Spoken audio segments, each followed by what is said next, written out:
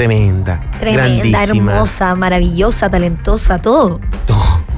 Increíble. Dua Lipa, además, sí, venía de la mano porque ella es una artistaza que además no solo tiene buenas canciones, sino que además se ha preocupado de su look, fue modelo en algún minuto. Entonces, imagínate, todo eso combinado, Met Gala también. Su gira fue magnífica, con grabaciones con Elton John, ¿no? Es una locura. Y la verdad es que ella, como ícono de la moda hoy por hoy, pues, se lo merece.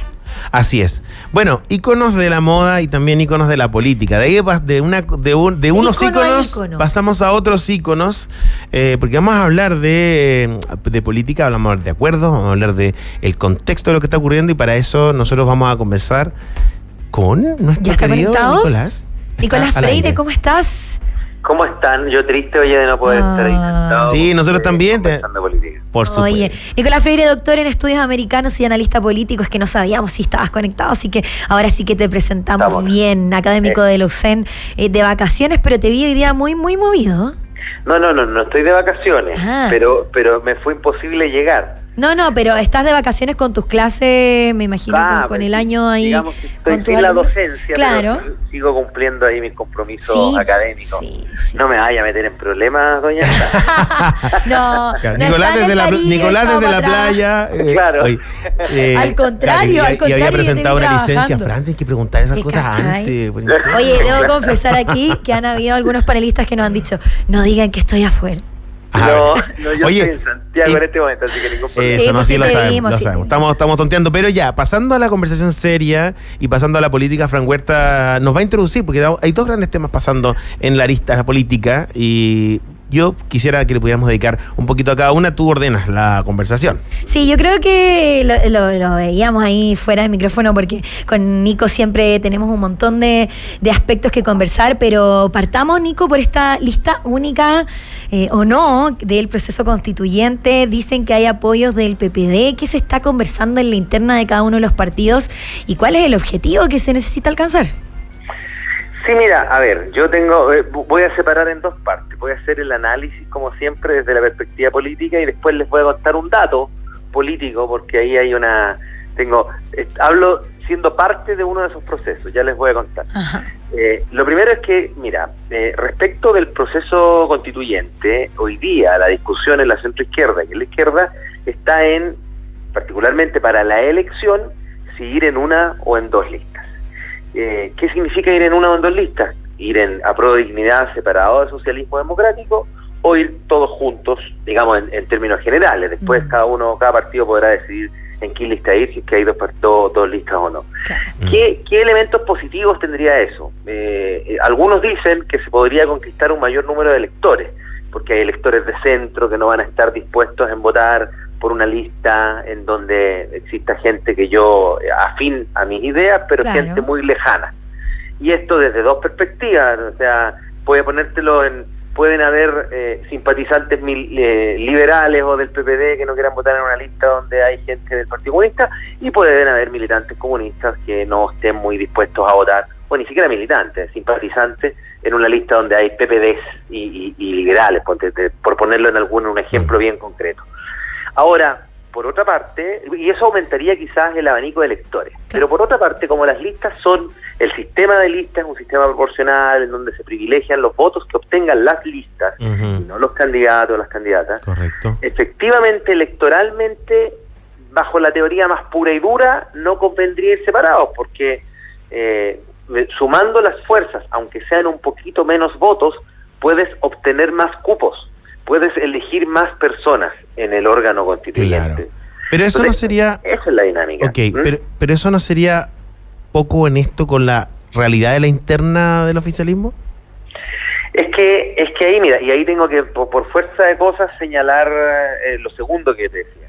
Para esta discusión respecto de una o de dos listas, se han levantado distintas instancias. Está la mesa de presidentes, está la mesa de secretarios generales, y hay otras dos mesas, la programática y la mesa electoral. La mesa electoral ve elementos de ventaja y de oportunismo electoral. Claro. Pero la mesa programática, de la que hago parte, en representación del Partido Liberal, por eso es que hago esa bajada. Claro, sí. Es una mesa que se constituye a partir de la presencia de distintos actores, abogados, cientistas políticos o afines a estas discusiones por cada uno de los partidos. ¿Y cuál es el objetivo de la mesa programática? Ver si hay agua en la piscina, o sea, ver si en la discusión constituyente hay puntos en común de cara a una elección, el que pueda hacer con una lista, o si hay mucha distancia entre nuestras posturas y por tanto sea más prudente ir con dos. ¿Por qué menciono esta instancia? Porque claro, ¿qué ve la mesa de presidente? La mesa de presidente ve el interés de cada partido o incluso el interés del gobierno. Pero en la mesa programática creo que es donde está la discusión más honesta, si me lo permite. Porque se está discutiendo el contenido de una nueva constitución. Y ahí hago una distinción. Yo entiendo que pueden haber diferencias en términos de los distintos partidos que hacen parte de la alianza de gobierno, pero son diferencias sobre política contingente. Y esas diferencias políticas de gobierno en la dirección inmediata, ¿no?, del gobierno. Pero si la conversación es respecto del futuro, respecto del contenido de la Constitución, creo que hay mucha sintonía en el arco político del centro izquierda y de la izquierda. Es decir, hoy día puede haber, creo yo, una válida discusión respecto de la posición que tengan algunos partidos en virtud de los indultos, ponte tú. Sí. Como lo ha señalado Guido Girardi. Lo señaló, eso mismo te iba a preguntar, Nico. ¿Cuánto remece esta frase que se manda Guido Girardi? Cuando habla Girardi, habla el PPD. Entonces, evidentemente, claro, está manifestando una posición. Pero igual lo escuchaba en un podcast por ahí. Igual, en el podcast de La Cosa Nostra, que conversaban esto, hacían la bajada. Igual, no solo es el PPD, también es la lectura de un Guido Girardi que también tiene un dolor con el proceso constituyente previo, ¿no? Claro, sí, pero ojo, lo que va, el contenido de la Constitución no se basa sobre si estás a favor o en contra de la política de indultos que adoptó el presidente Boric en las últimas 2 semanas. No, claro. Se basa, por ejemplo, sobre, cuál va a ser la naturaleza del tipo de Estado que queremos, un Estado social y democrático de derecho, cuáles derechos, vamos a hacer el elenco, vamos a hablar cómo se protege el medio ambiente, cómo vamos a garantizar la gobernabilidad del país con instituciones sólidas, con un bicameralismo, con un Senado. Es decir, la discusión está en otra cancha. Entonces creo que, volviendo a la pregunta que hacía Luis, la honestidad está puesta en, veamos si estamos de acuerdo sobre algunas líneas, y si hay un acuerdo, creo que va a ser súper honesto ir en una única lista. Va a ser difícil hacer entender justamente de que es una alianza programática en términos de la que es la Constitución, no de lo que se está gobernando hoy día. Y además, ahí hay un deseo, por cierto, del presidente de la República, de que trabajemos, como desde el Partido Liberal lo hemos estado haciendo, en búsqueda de un acuerdo. Y esperando que llegue. Ahora, si no se da, también seremos lo suficientemente sensatos como para decir, oye, no hay agua en la piscina. Claro. Pero hasta ahora, te puedo decir, me pregunta, quizás me anticipo a la pregunta, hasta ahora sabéis que ha habido muy buen ambiente, han habido muchas coincidencias, por lo tanto yo te diría que en términos programáticos no está el problema. El problema quizás va a ser político, un problema ya en términos de decisión política, de oportunidad política y de oportunidad electoral. Y eso ya está en otra casa. Sí, son decisiones importantes que van a tener que ir tomando. Al menos Pepe Out, respecto a esta lista del indulto, dice que es suicida para el gobierno forzar una sola lista. O sea, yo creo que es entendible el que existan dentro de la centroizquierda distintos sectores y distintas personas y partidos, también podría ser entendible si el día de mañana lo hacen, que de una u otra manera no estén muy de acuerdo con la construcción de una lista y que marquen la diferencia a partir de una cuña medianamente fácil, como es esta cuña de la de los indultos. Pero creo que caer en la lógica de cuestionar una lista, no quiero ir con la lista de los indultos, es cometer el mismo error que en su momento cometió el Frente Amplio cuando dijo no quiero ir con la lista de la concertación. Claro. Y se terminó transformando en un problema para ambos. Sí. Hay antecedentes en ese sentido. Igual hay que esperar porque de esto se trata la política, de llegar a acuerdos, de negociar posiciones, y también esta discusión muestra el estado de cómo están al interior de la coalición del oficialismo el despliegue de fuerzas. Por un lado, sabemos que está esta centro izquierda más moderada, más capaz de dialogar quizás con algunos sectores más progresistas de la derecha, y por otro lado, una izquierda más dura, y esto se ha hablado mucho, la imagen del presidente Gabriel Boric o del candidato Gabriel Boric en sus dos instancias en las que tuvimos para votar, ¿no? Uno más cargado a la izquierda y otro más moderado. Sin embargo, ya hay novedades sobre promesas de campaña y quiero llevarte al tema de Minera Dominga, porque ya se conoció este rechazo que se dio contundente al proyecto Dominga, lo que ha generado muchísimo debate y conversación, no solo en lo político, sino también en las partes involucradas, la comunidad. Vamos contando cómo se da esa decisión, porque hay quienes aplauden esta decisión del presidente Gabriel Boric y otros que la critican. Sí, mira, lo primero que yo quiero destacar es que es una decisión unánime del Comité de Ministros. Y en ese sentido, compartiendo contigo esta diferencia existente en términos de ideología política, si tú quieres, ¿no? Con una centroizquierda y con una izquierda, creo que en este caso hay un consolidado consenso en torno a que este proyecto no cumple con los parámetros ni técnicos ni políticos, porque la decisión del Comité de Ministros es una decisión política, al final de cuentas, como para poder respaldar este proceso. Ahora, si la decisión hubiese quedado en eso, yo te diría, sí, se abren críticas, evidentemente, etcétera, pero según lo que también ha trascendido en la prensa, hay también un trabajo que el gobierno se compromete, particularmente a partir del ministro de Economía, para poder realizar un plan de inversiones, un plan de rezago, ¿no? Sobre todo en la zona del Quilimarí, que comprende casi una inversión de 600 millones de pesos, 600.000 millones de pesos. Entonces, en ese contexto yo creo que la decisión ha sido acompañada de acciones a poner en práctica. Y eso da cuenta de que efectivamente se está tomando una decisión por determinados motivos, consciente que, como cualquier otra decisión, hay efectos negativos. Entonces el gobierno se hace cargo, o se quiere hacer cargo de los efectos negativos. Y en ese sentido me parece oportuno. Reitero, no quiero llegar a decir me parece oportuna la decisión, sino que me parece oportuno que este tipo de decisiones, con las cuales podemos estar más o menos de acuerdo, yo estoy más de acuerdo en la decisión en sí, por sí misma, pero me parece mucho más oportuno y relevante que se acompañe con un plan de que se haga cargo, digamos, de las externalidades negativas de tomar una decisión de este tipo. Claro, de hecho hay noticias que han trascendido respecto de lo que el gobierno promete, una ayuda de hecho de 600.000 millones a la higuera, mientras la empresa anuncia recurrir al Tribunal Ambiental. Esto está recién empezando en términos de la disputa, y aquí hay un punto que, hablando de los polos que pueden estar opuestos tanto en las coaliciones, en este caso el oficialismo, y también la contraposición de la opinión que hay al otro lado de la vereda, en el caso de la oposición, que critica fuertemente lo que ha hecho el presidente Gabriel Boric, está el punto medio. De hecho, Pepe Out hace poquito levantó en su cuenta de Twitter una opinión, y te lo voy a comentar para que tú me hagas la bajada.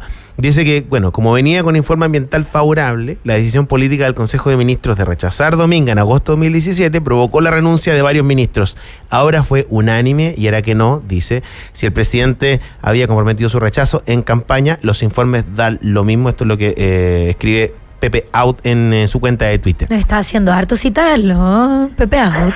Sí, está bien citado Pepe Out hoy día. Lo han citado harto en varios medios, en varias partes. Es curioso que es más citado hoy Pepe Out que cuando era parlamentario por los proyectos de ley que podría haber presentado. Pero bueno, dicho eso, creo que en cierta medida tiene razón. Él lo dice de manera irónica y polémica. Yo te lo reforzaría, pero con pragmatismo y honestidad. Ya, ¿por dónde va la cosa? Efectivamente, los informes técnicos, cuando no son vinculantes, tienen un valor de consulta. Okay. Y en ese sentido, bueno, no me parece, o sea, critiquemos quizás la normativa que hace que los informes no sean vinculantes. Y ahí, por ejemplo, tiro la pelota caliente de vuelta a Pepe Out, es algo que se hace en la Cámara de Diputados y en el Senado, efectivamente, donde él estuvo mucho tiempo. Entonces, allí es donde se tiene que trabajar. El tema aquí central es que las decisiones son políticas, pero también son políticas en virtud de determinados compromisos de campaña. Ahí también le doy otro punto. Bueno, muchas veces se le ha criticado al presidente Boric, me acuerdo la crítica de la derecha, oye, que se dedique a gobernar. Bueno, ¿y qué es lo que está haciendo? Además está cumpliendo con compromisos de campaña y está cumpliendo también porque con con un cuidado, con una visión distinta respecto del medio ambiente, respecto de las comunidades, respecto de lo que son zonas de sacrificio en general, que quizás aún no están reflejadas en una normativa. Me acuerdo hace un tiempo atrás me tocó participar de una charla que daba la embajadora de México, que además fue directora de la CEPAL, por lo tanto tuvo un cargo de espíritu un poquito más global, y se le preguntaba por una situación similar en México, ¿no? Por el Tren Maya. Y ella decía, bueno, efectivamente, y yo lo suscribo, por eso lo estoy citando, ella decía, efectivamente hoy día estamos transitando en una especie de interregno, una zona gris, en donde nos damos cuenta que hay que hacer las cosas distintas, pero todavía no tenemos la estructura, ni siquiera en algunos casos cultural o política cultural y mental, para tomar decisiones de acuerdo a esa estructura. En ese sentido yo creo que ahí hay otro valor que tiene esta decisión. Entiendo. Con un informe positivo, que es una decisión de mayor cuidado al medio ambiente, y que ojalá eso después se acompañe con la normativa, con la sentencia y con los informes al mismo tiempo. Ojalá. Bueno, de hecho te llevo, antes de cerrar los últimos minutos, a la figura de Maysa Rojas.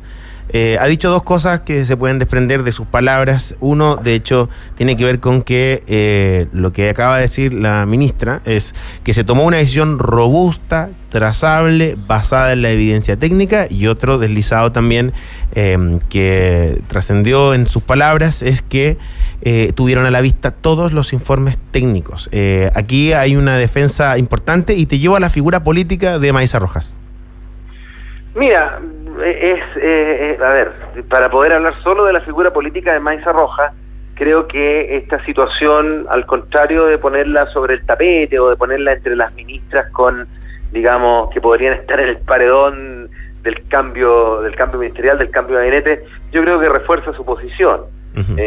¿Por qué? Por la unanimidad de la decisión, por el tema que esto permite un cumplimiento de campaña, por lo tanto, claro, hay que ver también con el tiempo. Maysa Rojas no ha estado sobreexpuesta. No, pues como que se guardó y apareció en el momento preciso, algo así. Claro, sí, yo creo que sí. Yo creo que ha sabido navegar con las velas abajo para no estar ahí, sobre todo en una turbulencia. ¿Para qué hablar de las semanas anteriores, no? Sí. La misma ministra de Justicia, la misma Carolina Toá, y para qué hablar del año anterior. Entonces ella sabía navegar, y es normal que yo creo que salga al tapete en temas de este tipo, propios de su cartera, de la cartera medioambiental, y también es normal que se produzcan críticas. Ahora, ¿qué está a su favor? Creo yo, que hoy día los temas medioambientales son temas que son transversales, digamos, atraviesan la vereda política, no necesariamente para proteger el medio ambiente se tiene que ser de centro izquierda, y por lo tanto en la derecha, donde hay una defensa más por temas económicos y por el desarrollo económico, no se debe proteger el medio ambiente.